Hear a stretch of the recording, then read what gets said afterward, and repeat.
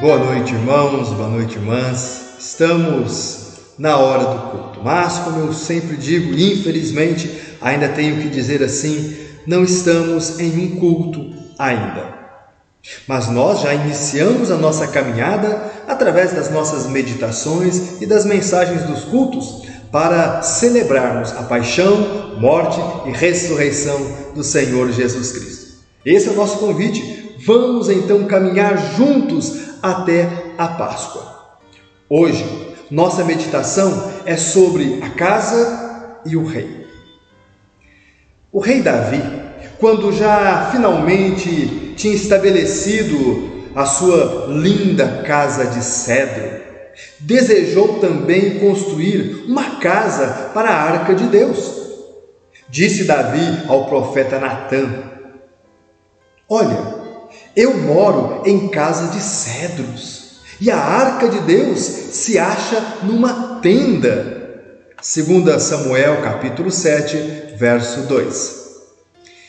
Entretanto, a palavra do Senhor veio para Natã para dizer a Davi que o Senhor iria estabelecer a casa de Davi, culminando com um descendente de Davi que iria sentar no trono para sempre. 2 Samuel capítulo 7, verso 16, a última parte. É claro que Deus não está simplesmente prometendo que Ele, Deus, iria garantir a continuação da linhagem de Davi como um memorial, naquela ideia de que nós continuamos a viver através dos nossos descendentes. Não. Deus está prometendo sim levantar uma descendência de Davi que construirá uma casa e um reino eterno para Deus. 2 Samuel capítulo 2, verso 16. E você sabe quem é esse descendente do rei Davi, não sabe? É o rei Jesus, cuja casa eterna de adoração que ele construiu é o nosso coração convertido a Deus, cujo reinado é eterno. Como nosso Deus é maravilhoso! Como nosso Deus é misericordioso! Como Davi, nós oferecemos a Deus um plano de investirmos no que é dele e de adorá-lo, de buscá-lo. E Ele vem para nós com um plano completamente bondoso, misericordioso e abençoador de nossas vidas, para agora e para a eternidade. Ainda bem que Deus lê os nossos corações e aprimora nossos planos, nossas orações, de modo que esses planos e orações são respondidos de uma maneira muito mais do que poderíamos ousar pedir ou sequer imaginar. Se você crê nisso, meu irmão, se você crê nisso, minha irmã, então ore a Deus.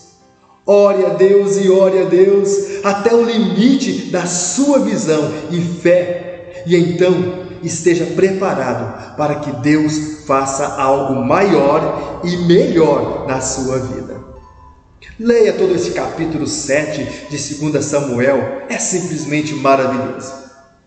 Bem, se Deus, na figura ali atribuída a Davi, tem uma casa melhor para nós, porque nós buscamos glorificá-lo e ser a casa dele, e o reinado desta casa é Jesus Cristo, sim, o rei do reinado eterno profetizado por Natã Davi é Jesus Cristo.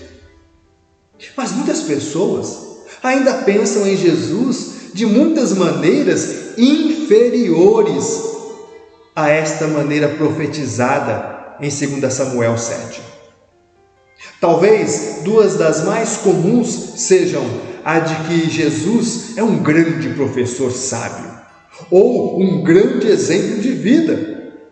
Mas tanto esta passagem de 2 Samuel 7, bem como um salmo escrito pelo rei Davi, o salmo de número 110, que dentre os salmos mais citados, esse é um dos salmos mais citados no Novo Testamento, Estas duas passagens nos contam sobre dois papéis de Jesus. Ele é rei. Jesus Cristo é rei eterno. E também, no Salmo 110, é sacerdote. O rei citado no Salmo de número 110 é inigualável em poder, em força. Ele se assenta ao lado direito de Deus, no lugar de maior autoridade.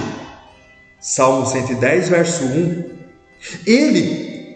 A ele está garantido a vitória sobre todos os seus inimigos, todos os adversários, todos os governos de todos os povos. Todos que abrem o coração para ele o seguem livremente. Verso de número 3 do Salmo 110. Esse rei, ele esmaga reis inimigos e executa julgamento entre as nações. Verso 5 e verso 6 do Salmo 110. Assim, esse rei é exaltado e tem vitória certa sobre todos os seus inimigos. Quando Jesus ressuscitou dentre os mortos e subiu ao céu, Deus o fez assentar à sua direita em majestade e glória. A ressurreição de Jesus foi ao mesmo tempo uma reivindicação do seu status como o descendente prometido a Davi, o Messias, filho de Deus, e sua entronização como legítimo rei sobre toda a criação. Jesus Cristo derrotou o poder do pecado e da morte e reina hoje como rei exaltado nas alturas. Isso significa que Jesus tem o poder e a autoridade para nos proteger de todo mal, nos proteger da depravação. E Jesus merece então completa confiança, dedicação e lealdade da parte de nós. Este Salmo 110 também nos diz que esse rei exaltado, Jesus, é um rei sacerdote. Sacerdotes oferecem sacrifícios e orações em favor do povo. E Jesus, como sacerdote eterno, verso 4 do Salmo 110, Jesus é o maior entre todos os outros sacerdotes. Jesus se ofereceu como sacrifício perfeito pelo nosso pecado. Jesus, como sacerdote, ele intercede por nós continuamente diante de Deus. E ainda, Jesus nos veste com roupas sagradas, de modo que através dele, cada um de nós, podemos nos aproximar de Deus. Leia esse maravilhoso Salmo de número 110.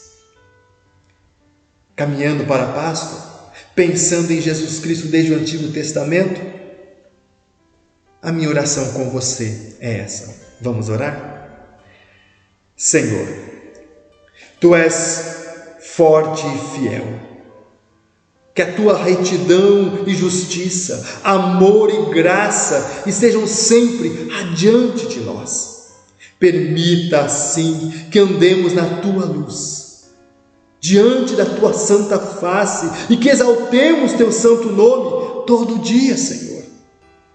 Senhor, lembre-nos de Tua maravilhosa aliança feita com Davi e de como construístes Teu trono sobre todas as gerações com a madeira da cruz. Ó Pai, nós Te agradecemos porque ressuscitastes a Jesus Cristo dentre os mortos e o assentastes a Teu lado direito em poder e glória, acima de todo nome já conhecido, não apenas nessa era, mas também em todas as eras. Sim, Pai, Te louvamos por Jesus. Então, ajuda-nos a confiar em Cristo Jesus diariamente, a confiar nele como nosso Rei, nosso soberano e o nosso sacerdote, em toda e qualquer situação. Pai Santo, em nome de Jesus, fazemos essa oração, em nome do maravilhoso Jesus. Amém. Amém. Amém. Que Deus continue abençoando sua semana, que Deus abençoe sua família e que a graça de Deus em Jesus Cristo te fortaleça na sua caminhada. Amém.